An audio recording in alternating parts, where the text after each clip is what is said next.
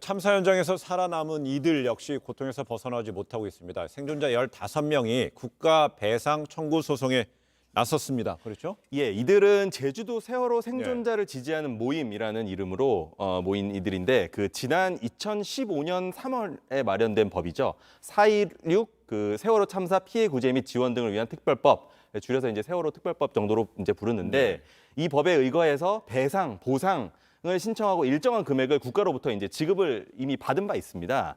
문제는 이러한 특별법상의 배상 보상의 그 규모가 적절치 못하다.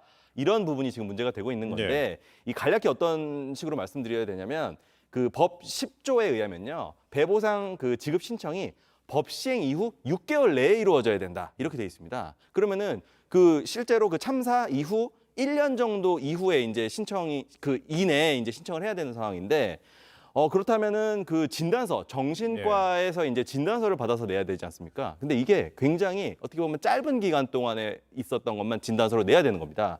근데 이제 정신과 전문의들의 이야기는 최소 2년 정도가 경과된 후에 평가되어야 이 정신적 트라우마에 대한 재난으로 인한 트라우마가 평가가 되는데 이게 좀 미비하다. 그래서 이제 이 소송 대리인들이 제주지방법원 앞에서 이 기자회견 열고 이러한 법률이 헌법에 위반되는 것이다. 이런 취지로 국가배상 절차를 진행할 계획이라고 밝혔습니다. 그리고 세월호 참사 이후에 그분들이 이어가고 있는 피해를 입증할 수 있는 시간이 너무 촉박했다 이거네요. 당시 상황을 좀 지금 다시 돌이켜 보면요. 피해 보상이라는 거를 할 때 이게 유가족 중심으로 진행이 됐던 게 사실이긴 합니다. 유가족 중심으로 하면 안 된다는 얘기가 아니라 생존자도 나름의 상황을 좀 판단을 해야 되는데 이걸 좀 더 세밀하게 했어야 된다는 이야기입니다. 생존자는 유가족하고 상황이 조금 다릅니다. 이 사고 트라우마를 산정하는 과정 자체가 아까 변호사가 이야기를 한 것 같이 시간이 좀 꽤 걸리는 작업입니다. 하지만 이걸 저때 감안하지 않고 해결에만 일단 집중을 했다는 건데 생존자들을 이제 좀 대리하는 최정규 변호사의 이야기 한번 들어보도록 하겠습니다. 지금 일단 15분 참여하신 분들은 사실상 거의 지금도 약을 먹지 않으면 잠을 자기 어려운 정도 수준의 트라우마 증상이 계속 있어서 계속 치료를 받고 계신 분들이세요. 그렇다면 그 당시 때 불완전한 평가를 통해서 사실상 이분들이 배상을 받은 거잖아요. 그 배상의 효력을 우리가 다퉈볼 수 있지 않을까? 그때 당시에 제주대학병원이나 저희가 지금 파악하고 있는 4-5개 병원의 모든 정신과 전문의가 이 시점은 평가할 수 있는 시점이 아니다라고 계속 얘기했거든요. 근데 이번 소송에는 사고 당시 소방 호스를 몸에 감은 채 승객들을 구조해서 파란 바지의 의인 이렇게 알려진 인물 바로 김동수 씨가 있습니다.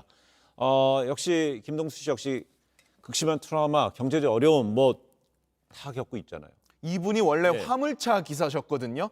그런데 참사 당시에 이제 워낙에나 눈앞에서 이분이 구한 사람이 20명이 넘지만은 20명 말고 너무 많은 사람들이 눈앞에서 죽어가는 걸 본 겁니다. 지금도 그 트라우마에 이제 계속 시달리고 있고 현재는 수면제 그리고 항우울제 이런 거 열알 이상의 약을 먹지 않으면 밤에 잠을 잘 수가 없는 상황이라고 합니다. 이분에 대해서 이제 세월호 참사 배상 및 보상심의위원회가 보상을 하기로 했지만 억대 보상금을 받았다 이런 얘기도 있어요. 그런데 이분이 당시에 잃어버린 차만도 1억짜리입니다. 그러니까 현재로서는 아직은 장애 추정에 좀 어려움이 있다고 이야기를 하고 있습니다. 특히나 김동수 씨의 사연을 그린 만화책 4월 16일 날 출간되죠. 예, 김홍모 작가가 세월호 참사 7주기 맞이해서 홀이라는 지금 만화책을 출간하기로 했는데 말씀해 주신 것처럼 김동수 씨가 세월호 참사 당시 승객 20명을 구출을 했었고 이 책 준비 기간만 한 2년 정도 걸렸다고 합니다. 그리고 실제로 이 김동수 씨는 세월호에 여러 차례 탑승했던 분이시면서도 또 이제 가족들의 증언 그리고 또 주변 생존자들이 직접 겪은 그런 트라우마들을 잘 담아서 이야기를 하고 있다고 하니까 저도 개인적으로 또 기부 일정 수익금이 또 기부금에 또 사용된다고 하니까요. 저도 관심 있게 보려고 합니다. 알겠습니다.